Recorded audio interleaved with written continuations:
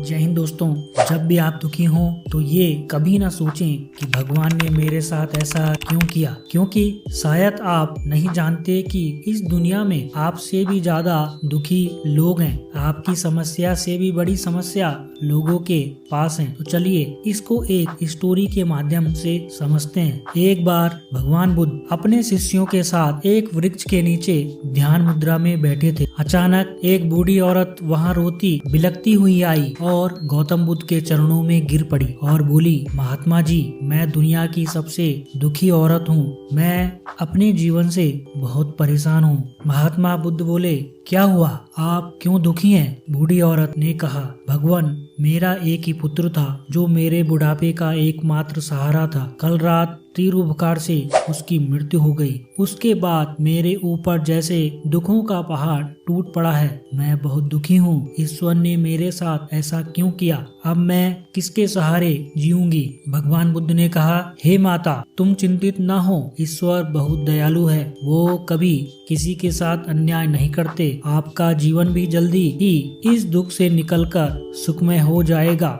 बूढ़ी औरत ने कहा, नहीं भगवान, मैंने आपकी बहुत ख्याति सुनी है। कृपया आप मेरे पुत्र को जीवित कर दीजिए। बुद्ध ने कहा, हे माता, मैं आपके दुख को समझ सकता हूँ। पहले आप मुझे किसी ऐसे घर से एक मुट्ठी चावल लाकर दें जिस घर में कभी किसी की मृत्यु न हुई हो, फिर मैं आपकी समस्या का हल बताऊंगा। औरत धीरे कदमों से गांव की ओर चल पड़ी। पूरे दिन वो इधर से उधर सभी लोगों के घर में भटकती रही, लेकिन उसे कहीं भी ऐसा घर नहीं मिला जहां कभी किसी की मृत्यु न हुई हो और जहां कोई दुखी न हो। हर कोई अपने दुख से परेशान था। सबके पास अपनी एक अलग समस्या थी। शाम को वह औरत फिर से महात्मा बुद्ध के पास पहुंची। औरत को खाली हाथ देखकर बुद्ध ने कहा, हे माता, क्या हुआ? आप खाली हाथ क्यों लौटी हैं? बूढ़ी औरत ने कहा, महात्मा जी, मैं पूरे गांव में घूम आई, लेकिन मुझे एक भी परिवार ऐसा नहीं मिला